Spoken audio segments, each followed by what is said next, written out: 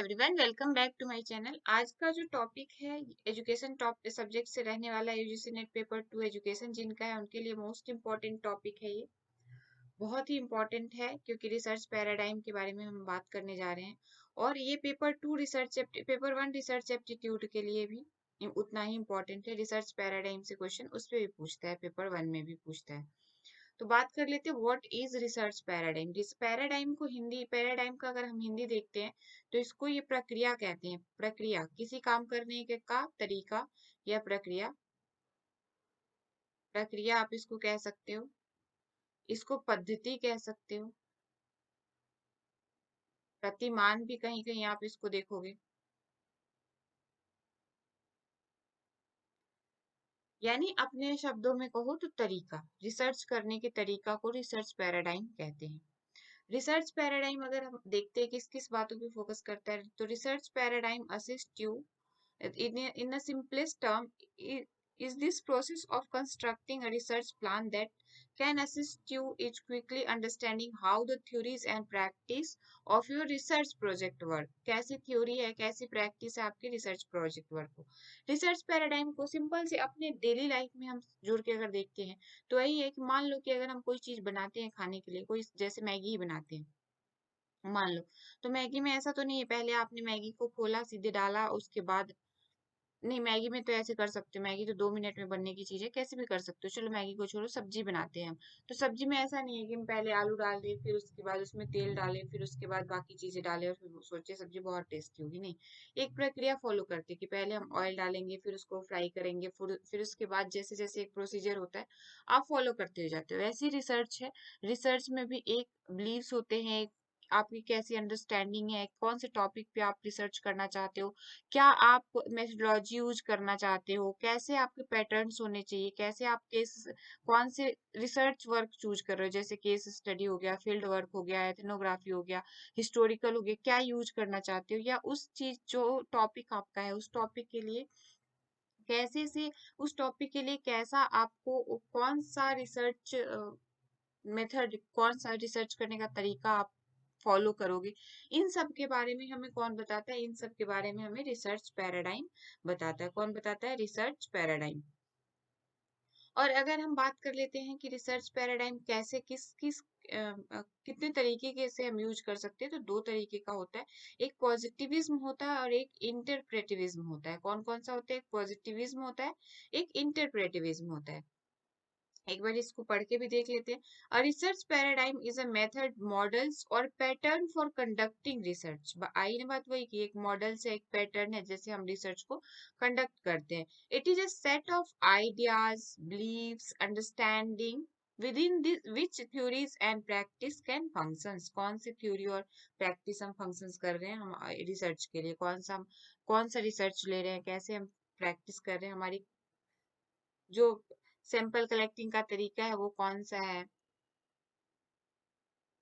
The majority of paradigms derive from one of two research methodology, positivism or interpretivism. Every research project employs one of the research paradigm as a guideline for creating research methods and carrying out the research project most legitimately and reasonably। इसका मतलब होता है कि आप बहुत ही reasonable तरीके से, बहुत ही तर्क संगत तरीके से, लेजिटिमेटली का मतलब होता है तर्क संगत, बहुत ही तर्क संगत, तर्क संगत या रीजनेबल, यानी कि आप आपके पॉकेट फ्रेंडली भी हो, उस तरीके से आप रिसर्च को कैरी आउट करते, रिसर्च को कैरी करते हो। Though there were essential two paradigms, various new paradigms have arisen from these two practically in social science research। बहुत सारे और भी होते हैं जैसे पोस्ट पॉजिटिविज्म हो गया, आगे देखेंगे, इसके बारे में अभी हम बात कर लेते हैं। What are the three paradigms of research? Research में तीन पैराडाइम्स कौन कौन से होते हैं? मोस्ट इंपॉर्टेंट होता है ये तीन पैराडाइम्स, जिसमें एक है ऑन्टोलॉजी, दूसरा है एपिस्टेमोलॉजी और तीसरा है मेथोडोलॉजी। ऑन्टोलॉजी की हिंदी जो है उसका हिंदी होता है सत्ता मीमांसा, सत्ता मीमांसा। ठीक है, ये कहाँ से ड्राइव होके किसका पार्ट है? तो ये मेटाफिजिक्स का पार्ट है। ज्ञान ये मेटाफिजिक्स का पार्ट है। मेटाफिजिक्स जो होता है तत्व मीमांसा का ये पार्ट है। कहाँ का ये पार्ट है? तत्व मीमांसा, मेटाफिजिक्स, मेटाफिजिक्स का ये पार्ट है।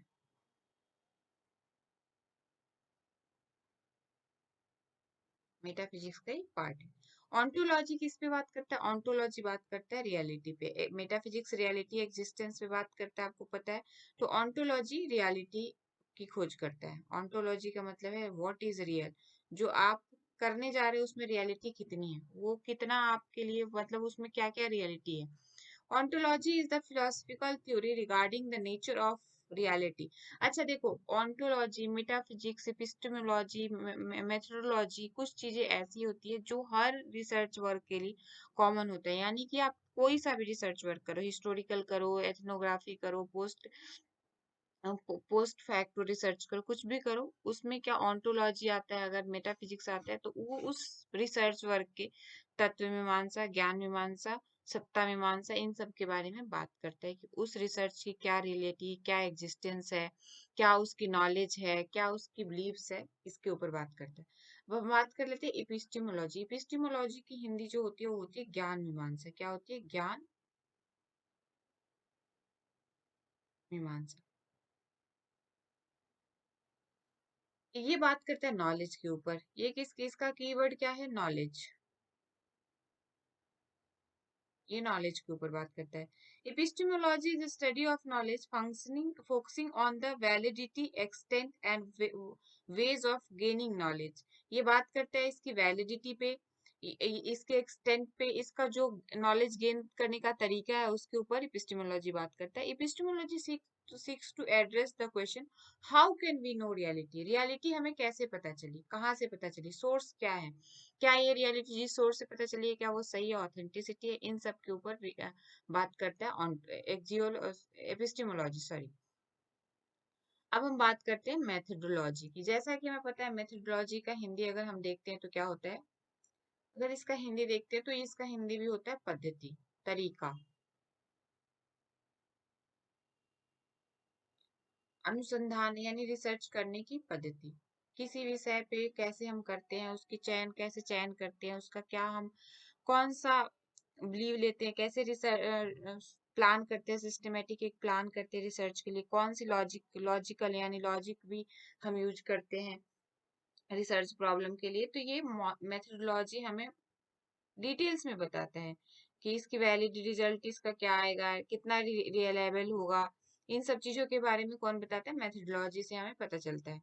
Methodology refers to general concept that underpin how one explore social environment and proves that validity of the knowledge gaining. The methodological question is how to go about discovering the reality answer.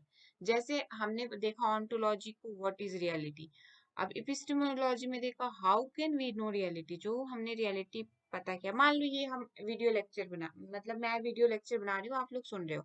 अब आप लोगों को कैसे पता चलेगा, जब तक आप लोगों के पास कुछ पहले की नॉलेज होगी नहीं, तो कैसे पता चलेगा जो मैं बता रही हूँ वो सही बता रही हूँ, या जो सोर्स आप यूज कर रहे हो वो सही यूज कर रहे हो। देखो, जब भी हम कहीं इंटरव्यू देने जाते हैं या कहीं भी कभी भी जाते हैं, तो सबसे पहले हमारी यूनिवर्सिटी के बारे में पता करता है कोई कि किस यूनिवर्सिटी से आप पढ़े हुए।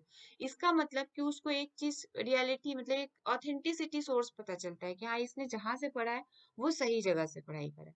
फिर उसके बाद वो हमारे रिजल्ट को देखता है, फिर इन सब को एनालाइज करने के बाद वो हमें चेक करता है पर्सनली, कि आपके अंदर कितना कैलिबर है। तो ऐसी ही रिसर्च वर्क भी है कि आपने रियलिटी चेक करना है, कितना रियलिटी पे कितना भरोसा, जैसे अब ये वीडियो देख रहे हो, इस पे आप कितना भरोसा कर सकते हो, ये चीज आप कैसे, आपको कैसे पता चला? तो आपको पहले से कुछ नॉलेज है, फिर आपने इसमें जोड़ा कि हाँ ये चीज जो है वो सही है। क्योंकि जब भी आप कोई न्यू चीज सर्च करते हो या न्यू चीज ढूंढते हो या न्यू पर्सन से मिलते हो, तो सबसे पहले उस पर आप बिलीव नहीं कर लेते हो जब तक कि आप उसको या तो कुछ टाइम देते हो, या तो कुछ टाइम देते हो तो आप जान जाते हो। यानी कि मान लो आप किसी एक्स पर्सन से आज मिले, ये बिल्कुल आपके लिए अननोन है, अननोन पर्सन है। अब क्या हुआ कि ये अननोन पर्सन आप कहते हो कि अच्छा नोन है, तो आप आज इस पे ट्रस्ट नहीं करोगे कि आफ्टर 1 मंथ बाद इसी पर्सन पे आप भरोसा करने लग जाते हो, बिलीव करने लग जाते हो। तो आपकी रियलिटी चेक करने की टाइम आपको इतना मिला, मतलब आपने यहाँ से इस बंदे को जानना शुरू किया। आप जो सोचोगे कि मैं यहीं से इस पे भरोसा कर रहा हूँ, मैं यहीं से जान गया हूँ, नहीं, यहाँ से जानना शुरू किया। तो ऐसी जो चीजें रियलिटी हमें पता होती है, तो कैसे इसको हम discovering how to go to about discovering the reality answers, कैसे हम जाएंगे रियलिटी तक पहुंचने के लिए, आंसर तक पहुंचने के लिए। तो रिसर्च पैराडाइम को अगर हम फ्रेमवर्क में देखें, हम एक पिक्टोरियल फॉर्म में देखें, तो इस ये ऑन्टोलॉजी पे काम करता है, एपिस्टेमोलॉजी और रिसर्च मेथोडोलॉजी पे। What is the purpose of research paradigm? Research paradigm का पर्पस क्या है? इस रिसर्च पैराडाइम हम यूज क्यों करते हैं, ये इसका पर्पस क्या है? The importance of choosing a paradigm of the research project stems from the fact that it established the foundation of the study, research and methodology. ये क्या करता है? ये फाउंडेशन, रिसर्च के फाउंडेशन को स्टैब्लिश करने में, रिसर्च की मेथोडोलॉजी को स्टडीज करने में सहायता करता है। Paradigm investigate how knowledge understood and research. It explicitly outline the objective motivation expected outcomes of the research. I hope कि आपने इतनी सारी चीजें पढ़ ली अब तक कि रिसर्च पैराडाइम का पर्पस क्या है, उद्देश्य क्या है, हमें यूज करने के लिए पता चल गया, क्योंकि हमें एक प्रॉपर नॉलेज मिल जाता है, हमें उसकी रियलिटी चेक करने का पता चल जाता है, हमें उसकी मेथोडोलॉजी पता चल जाता है रिसर्च पैराडाइम में। यानी कि मोटा मोटी ये समझ लो कि रिसर्च पद्धति या रिसर्च प्रक्रिया का एक सिलसिलेवार ढंग हमें पता चल जाता है रिसर्च पैराडाइम में। रिसर्च पैराडाइम एग्जांपल्स के बारे में बात कर लेते हैं। Now that you understand the 3 pillars of the importance of research paradigm. 3 pillars कौन कौन से? ऑन्टोलॉजी, एक्जियोलॉजी, एपिस्टेमोलॉजी, और एक्जियोलॉजी नहीं, ऑन्टोलॉजी, एपिस्टेमोलॉजी और कौन सा, और है हमारा methodology. Ontology 3 pillars of research paradigm है, ऑन्टोलॉजी, एपिस्टेमोलॉजी और मेथोडोलॉजी।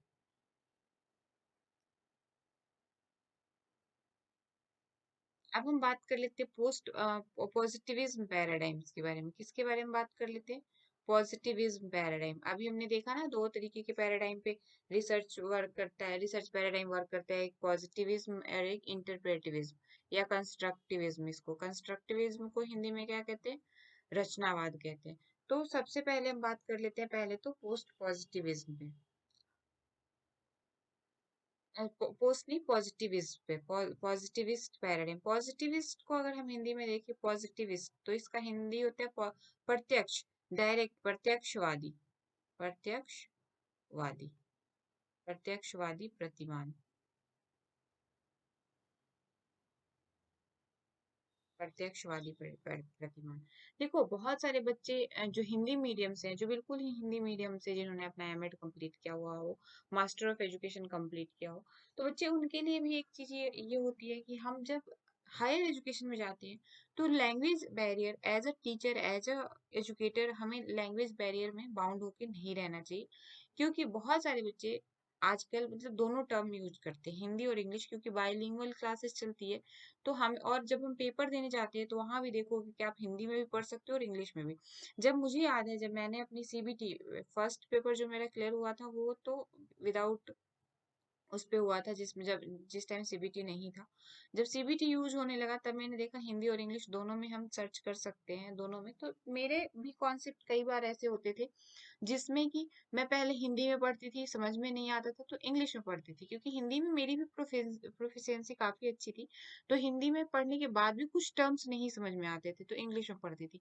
तो मुझे लगा कि इंग्लिश में अगर हमने पढ़ लिया तो हिंदी तो उसकी कुछ चीजें हिंदी में तो हमें, अब जैसे पॉजिटिविस्ट है, प्रत्यक्षवादी, अप्रत्यक्ष को डायरेक्ट, प्रत्यक्ष डायरेक्ट नॉलेज भी कहते हैं, डायरेक्ट जो चीजें हमें समझ में आती है, जिसको हम टच कर सकते हैं, जिसको हम देख सकते हैं, उसको हम पॉजिटिविस्ट कहते हैं, यानी प्रत्यक्षवादी, जो हमारे सामने हो रहा हो।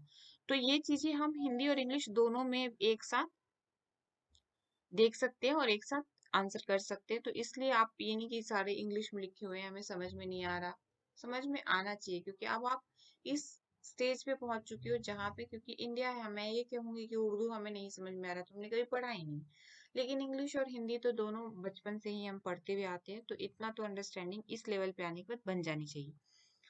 पॉजिटिविस्ट पैराडाइम यानी प्रत्यक्षवादी। प्रत्यक्ष का मतलब ही होता है जो हम डायरेक्टली अपने सेंस ऑर्गन से देख सके, फील कर सकते। सेंस ऑर्गन 5 होते हैं, इन पांचों से हम उसको जज कर सके।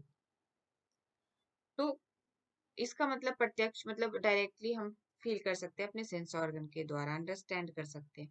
Positivist believe that is single reality that can be measured and understood as a result quantitative approach. ध्यान रखे रहना कि जो पॉजिटिविस्ट पैराडाइम है ये क्वांटिटेटिव अप्रोच पे काम करता है, और जो इंटरप्रेटिविज्म है ये क्वालिटेटिव डेटा पे काम करते हैं। क्वांटिटी जहां आ गया यहाँ साइंटिफिक लग जाएगा, क्योंकि क्वांटिटी है, आपको कैलकुलेट करने में भी टाइम लगेगा, आपको कैलकुलेशन करने की जरूरत होगी। तो ये कैसा अप्रोच है, ये साइंटिफिक अप्रोच भी है। क्वालिटेटिव अगर हम बात करते हैं क्वांटिटेटिव अप्रोच आ जाता है, यानी पॉजिटिविज्म पैराडाइम जो है ये एक साइंटिफिक अप्रोच भी है। Positivism is a paradigm that relies on the measurement and reason, जिसपे अगर क्वांटिटेटिव अप्रोच पे आ गए तो ये मेजरमेंट पे काम करेगा, ये रीजन पे काम करेगा। ये ऐसे भी है that knowledge is revealed from a natural and measurable. ये नेचुरल होना चाहिए, मेजरेबल होना चाहिए। ये ऑब्जर्वेशन ऑफ एक्टिविटी, एक्शन और रिएक्शन पे काम करता है। इसका कीवर्ड्स कुछ कुछ आप लिख लो, क्योंकि इसके कीवर्ड से भी क्वेश्चन पूछ सकता है। ये किसके किसके ऊपर काम करता है, ये मेजरमेंट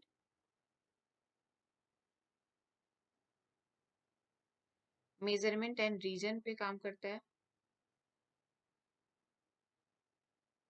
रीजन पे काम करता है। फिर इस पे अगर हम बात करते हैं मेजरमेंट क्वांटिटेटिव अप्रोच पे आ रहे हैं, तो knowledge in is revealed from a natural and measurable. ये नॉलेज जो नेचुरल नॉलेज हो, नेचुरल नॉलेज लिख दो,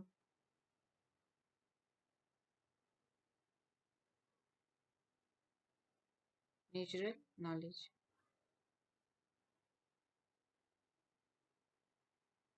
नेचुरल नॉलेज पे काम करता है। ऑब्जर्वेशन ऑफ एक्टिविटी, जो हम एक मतलब जो हमारे सेंस, सिंपल सी लैंग्वेज में समझो, जो हमारे सेंस ऑर्गन्स से हम समझ सकते हैं, वो पॉजिटिविज्म पैराडाइम में आता है। और क्वांटिटिव अप्रोच होता है। Positivism in research is philosophy related to concept real inquiry. Positivism-based research philosophical employs to rigorous approach to the systematic study of data source. अब हम बात करते हैं इंटरप्रेटिविज्म और कंस्ट्रक्टिविज्म पैराडाइम के ऊपर बात करते हैं। इंटरप्रेटिविज्म यानी कि कंस्ट्रक्टिव का मतलब रचनावाद, और इंटरप्रेटिविज्म का मतलब व्याख्यावाद। इंटरप्रेटिविज्म को क्या कहते हैं हिंदी में, व्याख्यावादी।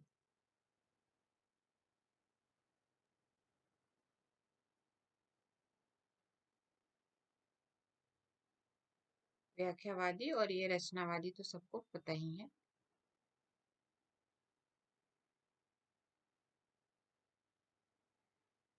यानी कि अगर हम बात कर लेते हैं इंटरप्रेटिविज्म, तो ये बेस्ड ऑन क्वालिटेटिव पे आता है। जैसे देखा पॉजिटिविज्म क्वांटिटी पे बात करता है, ये क्वालिटी पे बात करता है। यानी कि based of the assumption of reality is subjective, multiple and the socially constructed। कैसे socially constructed है इस पे बात करता है। और व्याख्यावादी जो प्रतिमान होता है, जब हम किसी चीज की व्याख्या कर रहे हो, किसी चीज को बता रहे हो, एलिब्रेट कर रहे हो, डिफाइन कर रहे हो, परिभाषित कर रहे हो, उसको उस रिसर्च को हम इंटरप्रेटिविज्म या कंस्ट्रक्टिविज्म रिसर्च में डालते हैं, और कंस्ट्रक्टिविज्म पैराडाइम में डालते हैं। The interpretivism approach is used in the majority of qualitative research conduct in the social science. is predicted predicate that existence of numerous realities rather than the single reality। ये बहुत सारे reality पे काम करता है जब एक की बजाय। According to interpretivists, human behavior is complex and cannot be predicated in the predicted by predefined probability। ये हम ह्यूमन ये कहता है कि ह्यूमन बिहेवियर जो है ये बहुत ही कॉम्प्लेक्स है। इसको हम किसी भी तरीके से हम पहले से डिफाइन नहीं कर सकते बिना आपको जाने। आपकी जैसे हम बहुत मान लो 10 स्टूडेंट है, 10 के अलग अलग वे ऑफ लर्निंग होगा, वो कैसे लर्न कैसे सीखने का तरीका अलग होता है, सबकी अंडरस्टैंडिंग अलग होती है। तो हम इसको एक ही धर्रे पे नहीं चला सकते, हम इसको पहले स्टडी करेंगे, पहले से हम इसको डिफाइन नहीं कर सकते। हम क्वालिटी टाइम हम इस पे कुछ टाइम स्पेंड करेंगे। हम इसको ये नहीं कह सकते भाई आज ही हमने देखा और हमने बता दिया कि जो जो ये इसकी पहले से हमने इसको कैलकुलेट करके बता दिया कि हाँ ये ऐसे ही होगा, नहीं। इस पे टाइम लेने की जरूरत है, टाइम लगेगा। Human behaviour is not like a scientific variables that can be easily controlled. Human behaviour scientific variables की तरह नहीं है जो कि हम इजिली कंट्रोल कर सकते हैं। The word interpretivism refers to the methods to gaining knowledge for the universe, the relay or the interpreting or comprehending the meanings humans attach to their behavior। यानी केस स्टडी टाइप ऑफ आप देखो कि human behaviour तुम आप time लेके थोड़ा time लेके उसके बिहेवियर को समझते हो, उसके थॉट्स को देखते हो, उस जो भी है उसके पूरी ओवरऑल पर्सनालिटी को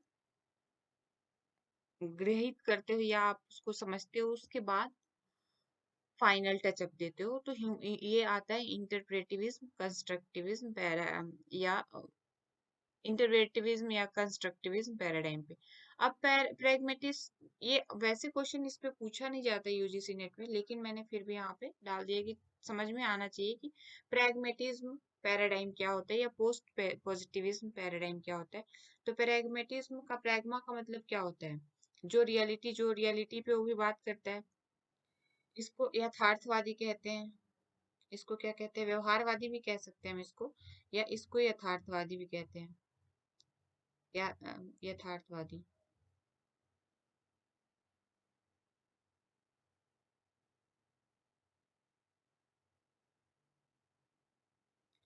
The research question determine pragmatism depending on the nature of research issues.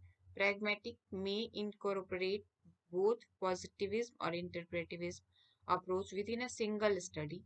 It is problem-solving philosophy that maintaining the best research technique are those that contribute to the most effective answer to the research issues. This is followed by the examination of many aspects of research problem using the combination of qualitative and quantitative approach। pragmatism paradigm में दोनों approach आ जाते हैं, यानी कि positivist approach भी और इंटरप्रेटिविज्म approach भी, यानी क्वालिटेटिव अप्रोच भी और क्वांटिटेटिव अप्रोच भी आ जाते हैं। याद रखना, जब हम बात करते हैं सिर्फ पॉजिटिविज्म अप्रोच की तो वहाँ क्वालिटेटिव नहीं आता, क्वांटिटेटिव आता है। जब इंटरप्रेटिविज्म की बात करते हैं तो वहाँ क्वालिटी की बात होती है। जहाँ प्रैग्मेटिज्म आ गया वहाँ दोनों की बात हो गई। अब हम देख लेते हैं पोस्ट पॉजिटिविज्म पैराडाइम क्या होता है। पोस्ट पॉजिटिविज्म पैराडाइम जो होता है, पोस्ट फैक्टो मतलब पोस्ट जो पहले हो चुका। पॉजिटिविज्म का मतलब जो रियलिटी पे बात करते हैं, लेकिन पोस्ट पॉजिटिविज्म यानी जो पहले घटित हो चुका। इसका अगर निरा हिंदी देखो तो उत्तर प्रत्यक्षवादी होगा। क्या होगा? उत्तर प्रत्यक्षवादी, जो पहले से घटित हो चुका उसकी reality. The positivism paradigm gave way the post positivism paradigm which is more concerned with the subjectivity of reality and depart from the logical positivist objective perspective. Post positivism seeks objective answer by the striving recognize and deal with the such basis in the ideas knowledge developed by the researcher। ये post positivism paradigm में आता।